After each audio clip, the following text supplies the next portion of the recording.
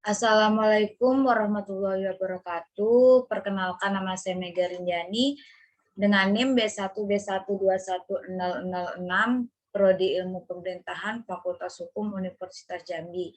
Nah, dalam video kali ini saya akan melaksanakan atau tugas, yaitu tugas UAS ujian akhir semester dengan mata kuliah filsafat. Nah, yang pertama yaitu saya akan menjelaskan tentang pengertian filsafat. Filsafat yaitu dalam bahasa Yunani philosophia, artinya mencintai kebijaksanaan. Dalam bahasa Inggris yaitu filosofi, serta bahasa Arab yaitu falsafah. Dengan artinya yaitu cinta kearifan. Jadi, filsafat merupakan ilmu yang mencari kebenaran yang sejati. Kemudian, esensi pengertian filsafat. Yang pertama, upaya spekulatif untuk menyajikan suatu pandangan sistematik serta lengkap tentang seluruh realitas. Yang kedua, upaya untuk melukiskan hakikat realitas akhir dan dasar secara nyata. Yang ketiga, upaya untuk menentukan batas-batas dan jangkauan pengetahuan sumber daya hakikatnya, keabsahannya, dan nilainya. Yang keempat yaitu pemikiran kritis dan pengandaian-pengandaian dan pernyataan yang diajukan oleh berbagai bidang pengetahuan. Kemudian sejarah munculnya filsafat. Sejarah munculnya filsafat yaitu filsafat lahir dari proses mitos ke logos. Yang pertama yaitu sikap keheranan, yang kedua kesangsian, dan yang ketiga adalah kesadaran akan keterbatasan, yang keempat manusia memiliki rasa kagum pada alam semesta dan isinya. Kemudian yaitu objek filsafat. Objek filsafat ada dua, yaitu yang pertama objek material filsafat. Nah, artinya segala sesuatu yang ada, alam seperti alam semesta, masalah hidup, dan masalah manusia. Dan non-material meliputi hal-hal yang abstrak dan psikis, yaitu seperti pemikiran, konsepsional, spiritual, nilai-nilai, dan lain sebagainya. Kemudian yaitu metode mempelajari. Yang kedua yaitu objek formal filsafat, yang artinya sifat penelitian dengan penyelidikan yang mendalam. Kemudian yang selanjutnya adalah metode mempelajari filsafat. Ada tiga, yaitu metode sistematis, yang kedua metode historis, yang ketiga adalah metode kritis. Dan metode sistematis yaitu dengan cara mempelajari karya-karya filsafat seperti tentang teori-teori pengetahuan, hakikat ilmu, dan teori nilai. Kemudian yang kedua yaitu tadi metode historis, yaitu mengkaji filsafat dengan mengikuti sejarahnya. Yang ketiga metode kritis, artinya kajian mendalam yang cukup intensif atau jelas.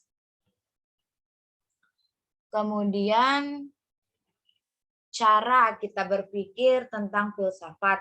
Yang pertama ada komprehensif atau secara menyeluruh, yang artinya pemikiran yang luas, tidak menilai dari satu sudut saja.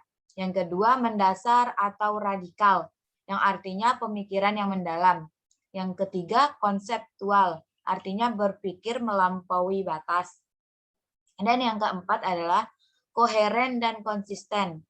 Koheren yaitu dengan kaidah-kaidah yang berpikir secara logis, dan konsisten artinya tidak mengandung kontradiksi. Yang kelima adalah kritis, artinya meletakkan suatu porsi dan proporsinya. Yang keenam sistematis dan metodis, berpikir secara runut. Dan yang ketujuh bebas, dalam artian berpikir secara bebas dari prasangka sosial. Dan kemudian yaitu manfaat kita mempelajari filsafat. Yang pertama, filsafat mengajarkan kita untuk lebih mengenal diri sendiri secara totalitas. Yang kedua, filsafat mengajarkan tentang hakikat alam semesta. Yang ketiga, filsafat mengajarkan tentang hakikat Tuhan. Dan materi kedua yang akan saya jelaskan yaitu materi hubungan ilmu pengetahuan filsafat dan agama. Yaitu yang pertama, ada titik persamaan. Filsafat, ilmu pengetahuan dan agama adalah bertujuan setidak-tidaknya berurusan dengan hal-hal yang sama, yaitu kebenaran dan bertindak atas dasar rumusan mengenai suatu kebenaran tersebut. Seperti filsafat berusaha untuk mencari kebenaran dengan jalan menggunakan akal, pikiran, dan logika. Ilmu pengetahuan berusaha mencari kebenaran dengan menggunakan metode ilmiah melalui penelitian-penelitian. Sementara itu, agama berusaha untuk menjelaskan kebenaran itu melalui wahyu dari Tuhan. Dan yang kedua yaitu titik perbedaannya. Filsafat dan ilmu pengetahuan kedua-duanya adalah sama, bersumber kepada rayu, yaitu akal, pikiran, budi, dan rasio, nalar, dan reason. Manusia untuk mencari kebenaran, sementara itu agama mengungkapkan, menjelaskan, dan membenarkan suatu kebenaran adalah bersumber dari wahyu. Filsafat mencoba mencari kebenaran dengan cara menjelajahi atau menziarahi akal budi secara radikal, yaitu artinya berpikir sampai ke akar-akarnya, mengakar sistematis. Sistematis yaitu logis dengan urutan dan adanya saling hubungan yang teratur, serta tidak merasa terikat oleh ikatan apapun kecuali oleh ikatan tangannya sendiri, yaitu logika. Dan yang ketiga adalah titik singgung. Titik singgungnya adalah tidak semua masalah yang dipertanyakan manusia dapat dijawab secara positif oleh ilmu pengetahuan. Karena ilmu pengetahuan itu terbatas oleh subjeknya dan terbatas pula oleh objeknya, baik objek materi maupun objek forma, dan terbatas juga oleh metodologinya. Tidak semua masalah yang tidak atau belum terjawab oleh ilmu pengetahuan lantas dengan sendirinya dapat dijawab oleh filsafat. Jawaban filsafat sifatnya adalah spekulatif dan juga merupakan alternatif tentang jawaban suatu masalah. Artinya, jawaban filsafat itu belum pasti dan masih bisa atau mungkin berubah. Sehingga ilmu filsafat dan agama mempunyai hubungan yang terkait dan refleksif dengan manusia. Artinya, keduanya tidak ada alat menggerakkan dan tenaga utama di dalam diri manusia. Yang dikatakan alat dan penggerak tenaga utama pada diri manusia adalah akal, pikiran, rasa, dan keyakinan. Dengan alat ini, manusia akan mencapai akan kebahagiaan dirinya. Agama dapat menjadi petunjuk pegangan setiap pedoman hidup bagi manusia dalam menempuh hidupnya dengan harapan penuh keamanan, kedamaian, dan kesejahteraan. Manakala manusia menghadapi masalah yang rumit dan berat, maka timbullah kesadarannya bahwa manusia merupakan makhluk yang tidak berdaya untuk mengatasinya, dan timbulnya kepercayaannya dan keyakinan.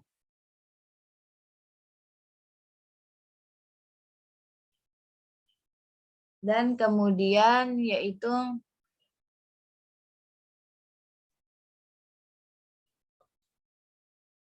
saya akan menjelaskan materi epistemologi.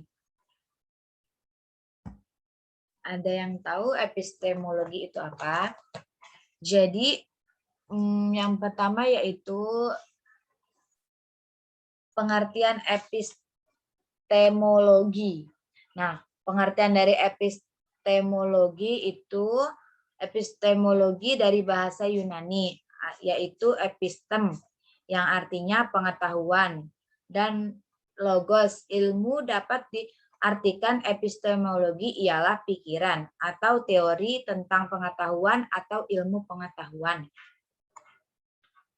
Yang kedua yaitu sumber-sumber epistemologi. Epistemologi ini adalah ilmu pengetahuan ya. Jadi yang pertama ada aliran empirisme, yaitu ia menganggap bahwa sumber pengetahuan yang utama ialah pengalaman indera manusia. Yang kedua adalah aliran rasionalisme, memberi tekanan pada akal sebagai sumber pengetahuan. Dan yang ketiga adalah ilmu wahyu, ilmu yang berasal atau bersumber dari Tuhan. Dan di sini di epistemologi ini ada metodenya. Yang pertama yaitu metode deduktif. Metode deduktif ialah suatu proses berpikir yang bertolak dari hal-hal yang abstrak kepada yang konkret atau dari pernyataan yang bersifat umum ke pernyataan yang bersifat khusus melalui mekanisme serangkaian mengatakan yang disebut silogisme, yaitu terdiri dari satu, premis mayor atau artinya dasar pikiran utama. Yang kedua, premis minor, dasar pikiran kedua. Dan yang ketiga adalah kesimpulan. Metode yang kedua adalah metode induktif. Metode induktif yaitu dimulai dari bukti-bukti yang khusus. Dan atas dasar bukti-bukti yang khusus itu ditarik kesimpulan yang bersifat umum. Metode induktif mempunyai ciri-ciri, yaitu satu, objektif, bebas dari penilaian yang bersifat subjektif dan sebenarnya didukung oleh bukti-bukti. Yang kedua, rasional, sesuai dengan logika atau aturan penalaran. Yang ketiga adalah sistematis, yaitu dilakukan dan disusun dengan secara teratur, sesuai dengan teori-teori. Yang keempat, generasi, yaitu pengetahuan itu dapat diterapkan pada fenomena lain, bukan hanya pada objek tertentu. Dan kebenaran epistemologi. Yang pertama, teori korespondensi atau teori persesuaian. Benar apabila sesuai dengan kenyataan, jadi kebenaran dirumuskan sebagai penyesuaian antara pengetahuan kita dengan objek pengetahuan. Yang kedua ada teori konsistensi atau koherensi. Yaitu menurut teori, kita harus menentukan atau menggunakan kriteria itu ialah apakah ada tidaknya ketetapan atau konsistensi antara pendapat-pendapat atau kesan-kesan yang ada tentang sesuatu. Setelah dilakukan eksperimen berkali-kali, maka hasilnya tetap sama atau konsisten. Yang ketiga, teori pragmatik. Teori pragmatik menurut teori ini sesuatu proposisi dikatakan benar apabila proposisi itu berlaku dapat digunakan dan berguna.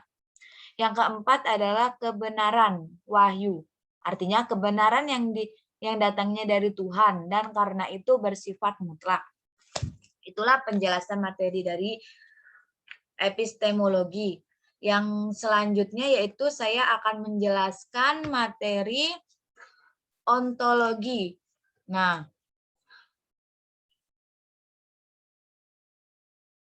ontologi adalah